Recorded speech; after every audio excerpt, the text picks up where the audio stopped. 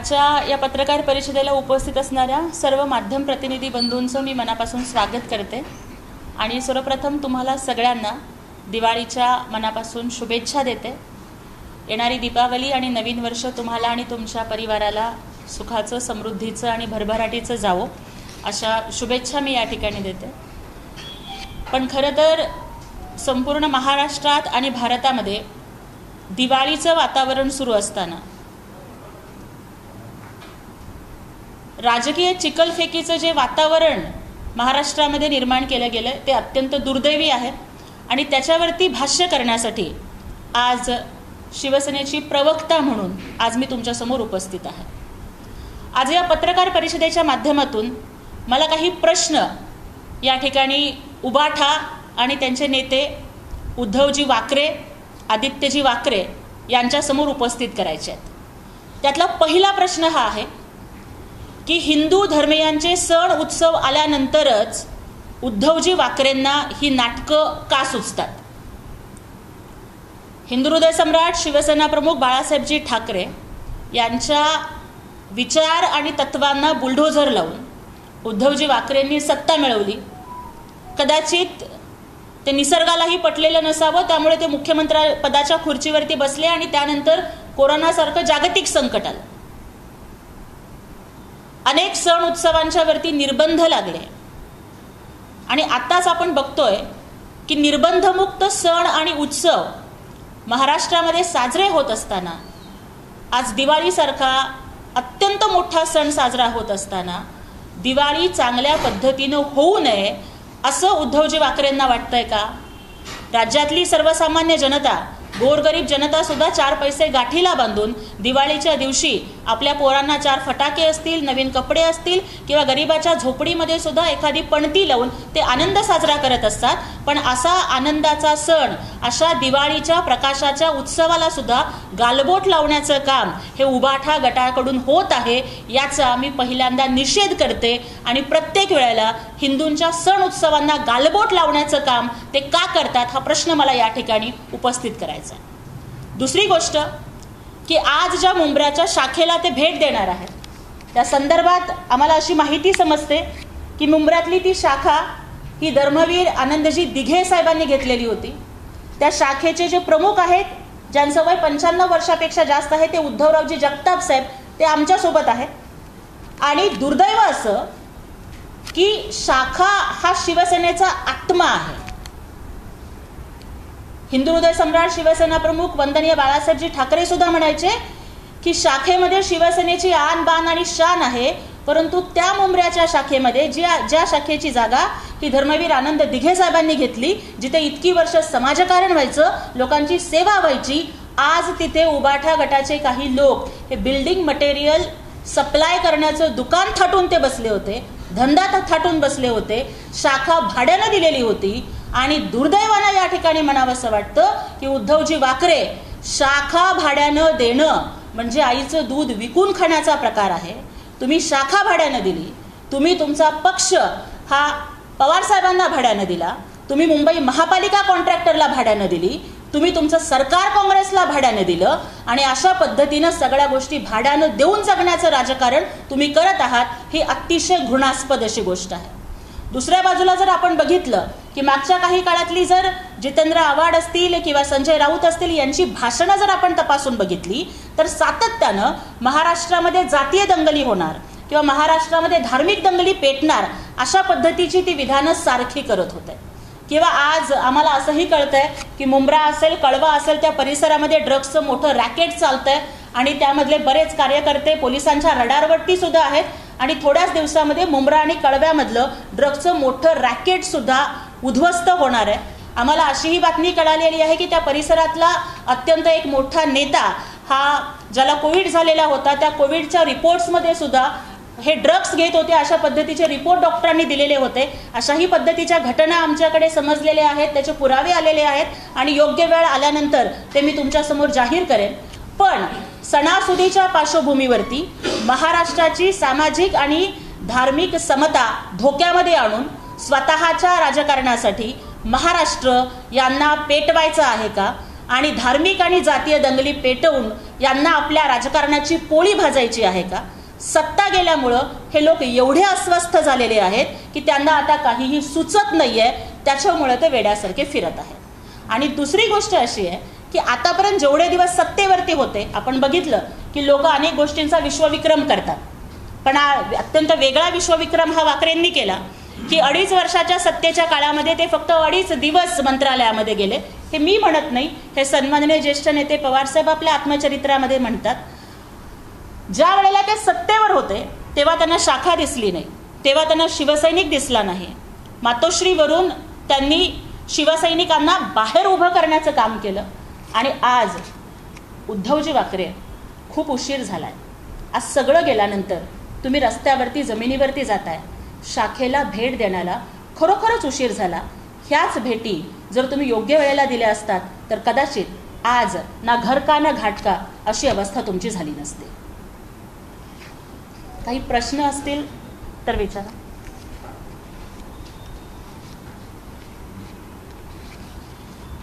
राज्याचे प्रवक्ते आहात, सध्या तुम्ही एकटेच आला, शिंदे गटाचे सोलापूरचे जिल्हा प्रमुख किंवा शहर प्रमुख कोणी नाही त्या प्रेसला? खरं तर अत्यंत तातडीनं ही प्रेस कॉन्फरन्स आम्हाला घ्यायची होती आणि त्याच्यामुळं ही भूमिका मांडण्यासाठी मी इथे एकटी आलेली आहे. आम्ही सगळे सोबत आहोत आणि अत्यंत समन्वयानं आम्ही काम करत आहोत.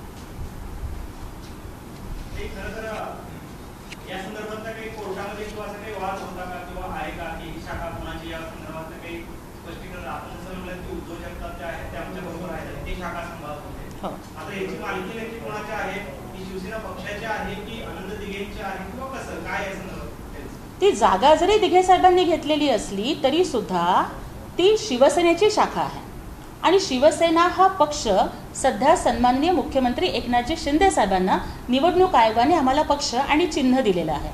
त्या जागेची सगळी कागदपत्रं आमच्याकडे आहेत.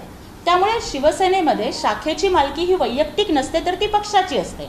आणि आपण बघितलं की एका बाजूला आम्हाला खोके म्हणून हिणवणारे हे लोक, पक्ष आणि चिन्ह हे निवडणूक आयोगानं आम्हाला जरी दिलेलं असलं तरी सुद्धा 50 खोक्यांची म्हणजे टीका करणारे हे लोक. पण ज्या वेळेला पक्ष बाजूला पडला, पक्ष गेलं, चिन्ह गेलं, गाढव गेलं, ब्रह्मचर्य गेलं, अशी अवस्था झाली. पण पक्षाचे जे 50 कोटी रुपये होते ते मागण्यासाठी मात्र उद्धवजी वाकरे असतील किंवा त्यांचे उभाठा गटाचे लोक असतील, त्यांनी त्यावेळेस प्रचंड आटापिटा केला आणि मुख्यमंत्री एकनाथजी शिंदे साहेबांनी मात्र अगदी एका झटक्यामध्ये ते 50 कोटी रुपये त्यांना देऊन टाकले. आम्ही जागेच्या किंवा संपत्तीच्या मालकीसाठी लढणारे लोक नाही आहोत. खरं तर आनंदजी दिघे साहेबांचा मृत्यू झाल्यानंतर सुद्धा सन्माननीय मुख्यमंत्री एकनाथजी शिंदे साहेबांनी अनेक वेळेला हे आपल्या भाषणांच्या मधून सांगितलं की त्यावेळेस त्यांना प्रश्न विचारण्यात आलेला होता की दिघे साहेबांची प्रॉपर्टी किती आहे. तर उबाठा गटाला जमिनीमध्ये, प्रॉपर्टीमध्ये आणि खोके आणि कंटेनरमध्ये इंटरेस्ट असेल, परंतु सन्माननीय मुख्यमंत्री एकनाथजी शिंदे साहेबांच्या नेतृत्वाखाली चालणारा हा पक्ष आम्हाला फक्त आणि फक्त वंदनीय बाळासाहेब ठाकरेंच्या विचारांमध्ये रस आहे.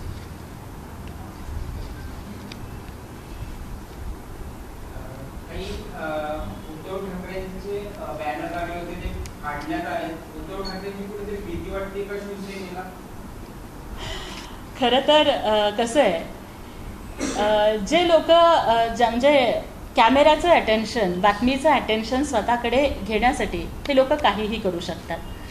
सरकारचं आणि मुख्यमंत्री एकनाथजी शिंदे साहेबांचं काम इतक्या चांगल्या पद्धतीनं चालू आहे की एकीकडं बघा ना की महाराष्ट्रामध्ये आज आपल्याला इतका विरोधाभास दिसतोय.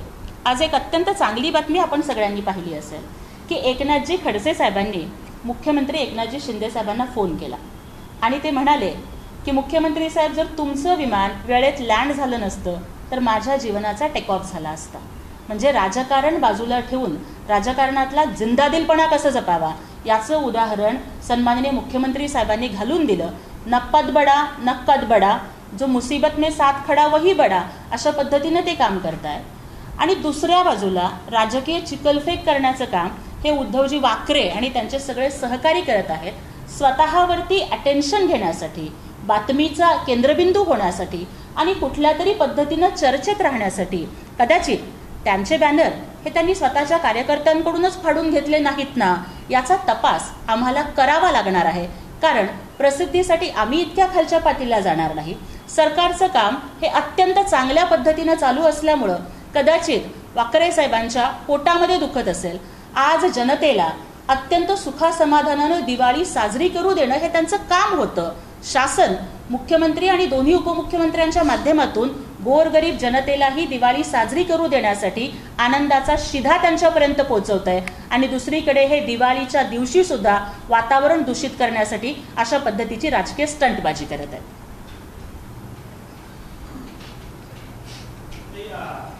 संजय राऊत असं म्हणतात की 31 डिसेंबर नंतर एकनाथ शिंदे मुख्यमंत्री राहणार नाही, असं एक त्यांचं भाकीत त्यांनी वर्तवलेलं आहे.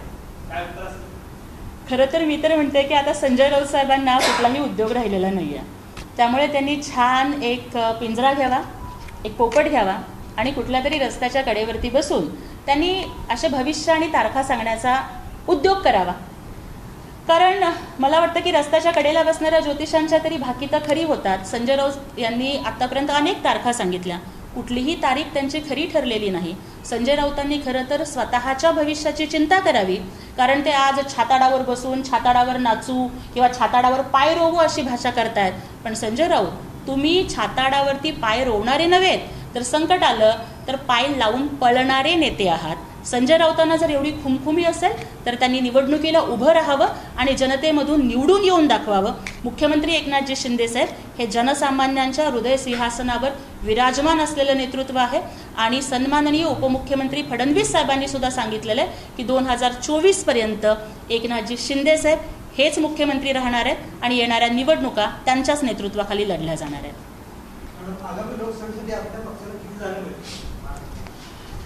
खरं तर लोकसभा आणि विधानसभेच्या जागा वाटप हा वरिष्ठ पातळीवरचा विषय आहे.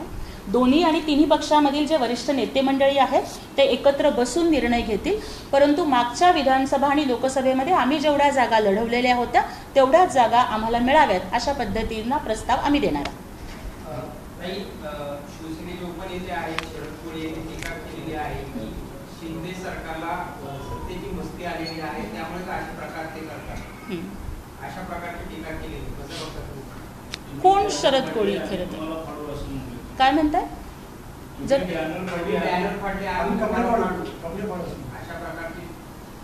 खरं तर मला पहिल्यांदा हा प्रश्न विचारायचा आहे की कोण शरद कोळी? मी असं ऐकलंय की ते काही तडीपार झाले होते किंवा त्यांच्यावर काही गुन्हे दाखल होते. त्यांचं पूर्वायुष्य काय, त्यांचे उद्योग व्यवसाय काय आणि ते बोलतात काय याचं भान त्यांनी एकदा राखलं पाहिजे. आणि मला या ठिकाणी म्हणजे मी तुमच्याकडूनच असं ऐकलं की ते पुन्हा असं काहीतरी म्हणाले की आम्ही मुख्यमंत्र्यांना रिक्षा चालवायला लावू वगैरे असं काही म्हणाले, असं पण मी ऐकलं. मला या ठिकाणी ठामपणे आणि ठणकावून सांगायचं आहे, पदावरती बसल्यानंतर सन्माननीय मुख्यमंत्री एकनाथजी शिंदे साहेबांनी पहिलं विधान केलं होतं की आज रिक्षानी मर्सिडीजला मागे टाकलं. रिक्षा चालवणं हा काही अपमानास्पद व्यवसाय आहे का? मग या माध्यमातून उबाटा गटाला रिक्षा चालवणाऱ्यांचा अपमान करायचा आहे का? पोलिसांच्याकडून हप्ते घेणारे, वाळूच्या पैशावरती श्रीमंत होणारे, 2-2, 3-3 जिल्ह्यामधून तडीपार असणारे हे जर उबाटा गटाचे नेते असतील आणि ते जर रिक्षा चालवणाऱ्या श्रमिकांचा, कष्टकऱ्यांचा अपमान करणार असतील तर आम्ही हे अजिबात खपवून घेणार नाही.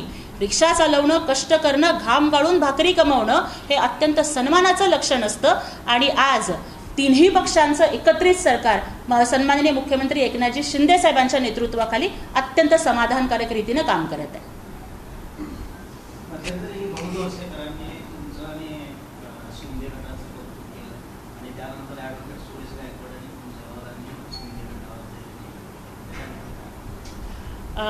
खरं तर पहिल्यांदा सन्माननीय भाऊ तोरसेकर साहेबांचं मला मनापासून आभार मानायचे, कारण आपली संपूर्ण हयात पत्रकारितेमध्ये ज्यांनी घालवली ते अत्यंत ज्येष्ठ पत्रकार भाऊ तोरसेकर साहेबांनी दसरा मेळाव्याच्या मधील माझ्या भाषणाचं कौतुक केलं.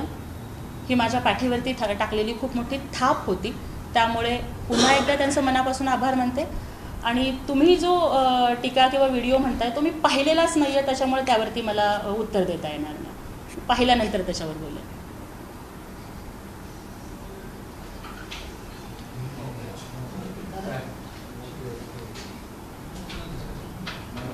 काही तुमची सुरुवात तशी आंबेडकरी चळवळीमधून झालेली आहे. काही दिवसांपूर्वी सोलापूरचे पालकमंत्री चंद्रकांतदादा पाटील यांच्यावरती शाहीफेक एका कार्यकर्त्याकडून करण्यात आली होती.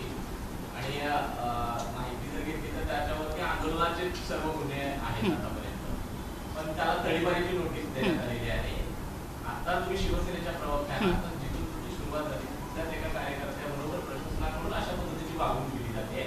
याबाबत तुम्ही काय भूमिका घेताय, तुमच्या पक्षाची काय भूमिका? सर्वप्रथम मला या ठिकाणी सांगायचं आहे की होय, माझी सुरुवात आंबेडकरी चळवळीतून झाली. माझा श्वास, माझा ध्यास आणि माझ्या रक्ताच्या प्रत्येक थेंबामध्ये बाबासाहेब हे वसलेले आहेत. त्यामुळे दसरा मेळाव्याचं भाषण करतानाही मी सुरुवात तिथूनच केलेली होती की माझ्या रक्ताच्या थेंबात बाबासाहेब असतील तर माझ्या काळजाच्या सिंहासनावर छत्रपती शिवाजी महाराज आहेत.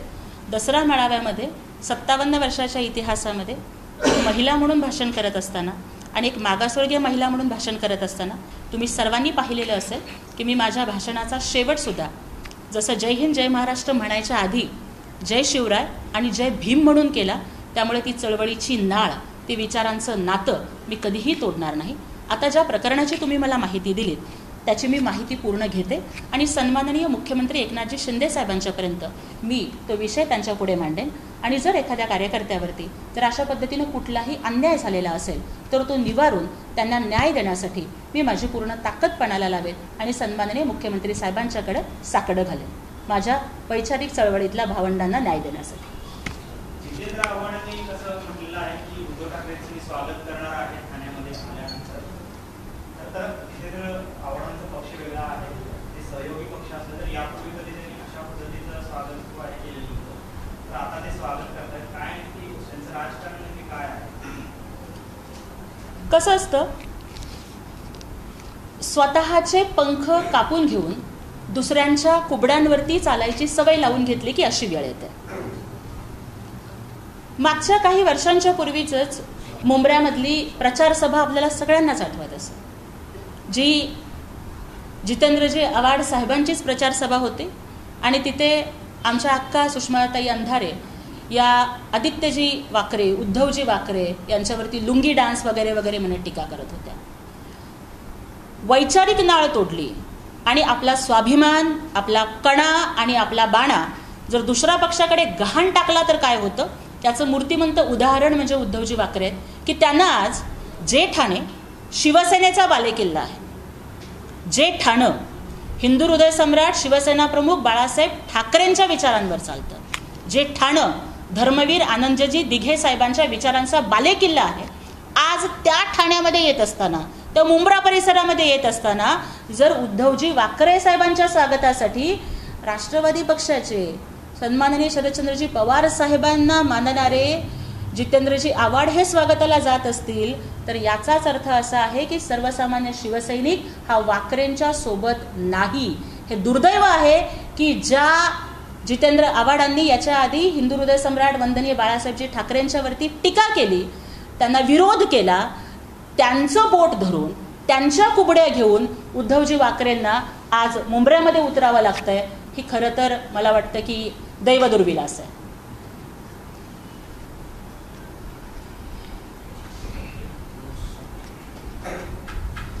आणखीन काही विचारायचं असेल तील प्रश्न तर विचारा.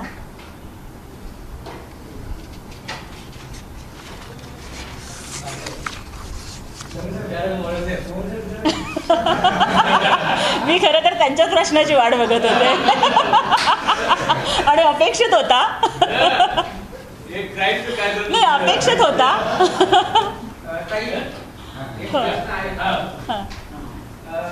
उद्धव ठाकरेंना उद्धव वाकडे म्हणतात पण बाळासाहेब ठाकरेचे ते वंशज आहेत आणि बाळासाहेब ठाकरेचे वंशज आहेत आणि ठाकरे कुटुंबाची एक मातोश्री बाबत शिवसैनिक असेल तर शिवसेना असेल त्यांच्यात एक सहानुभूती आणि मनापासूनचं नातं आहे. त्यानंतर तुम्ही वाकडे म्हणता, कसं याला उत्तर असणार आहे? आता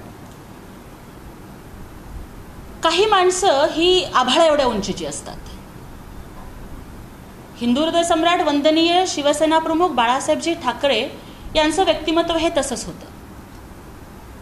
कुठल्याही चौकटीत न बसणारं, कुठल्याही आव्हानांना, कुठल्याही धमक्यांना भीक न घालणारं आणि कितीही खडतर परिस्थिती असली तरी सुद्धा त्याच्यासमोर न नमता स्वाभिमानानं राजकारण करणं हा त्यांचा स्वभाव होता. म्हणूनच त्यांच्या स्वभावाला ठाकरी बाणा म्हटलं जातं, त्यांच्या शैलीला ठाकरी शैली म्हटली जाते. म्हणजे कितीही मोठा माणूस असला तरी सुद्धा त्यांना बोलणी करण्यासाठी मातोश्रीवर यावं लागायचं. मातोश्री कधीच सिल्वर ओकच्या पायापर्यंत गेली नाही. पण आता मात्र सत्ता स्थापनेसाठी, म्हणजे पूर्वीच्या काळी मग ते माजी पंतप्रधान अटल बिहारी वाजपेयी असतील, माजी गृहमंत्री लालकृष्ण अडवाणी असतील, किंवा देशातला कितीही मोठा नेता असेल, तर त्यांना मातोश्रीच्या दरवाजापर्यंत यावं लागायचं. हा वंदनीय बाळासाहेब ठाकरे यांच्या नेतृत्वाचा वकूब होता. पण आज मात्र आपण बघतोय की कुठलाही प्रश्न निर्माण झाला किंवा काहीही झालं तरी मी सिल्वर ओकवरती येतो असा निरोप धाडावा लागतो आणि तिथं कुठंतरी कोपऱ्यातल्या स्टुलावरती बसून चर्चा करावी लागते. आपलं स्वाभिमान, आपला ठाकरी बाणा आणि आपला पक्ष, आपली विचारसरणी, या सगळ्या गोष्टींशी तडजोड त्यांनी केली. ते कधी सोनिया गांधींच्या समोर वागतात, ते कधी पवार साहेबांच्या पुढे वागतात, तर ते कधी, आता तर आम्ही बघतोय की परवाच महिलांच्या संदर्भात अभद्र टिप्पणी करणाऱ्या नितीश कुमारांच्या पुढे सुद्धा ते वागतात, दोस्तीचा हात पुढे करतात. त्याच्यामुळेच ठाकरे हे आडनाव हा महाराष्ट्राचा स्वाभिमान आहे. ते स्वाभिमानी माणसांनाच शोभतं. स्वाभिमान गहाण ठेवणाऱ्यांनी खुशाल वाकरे आडनाव लावावं.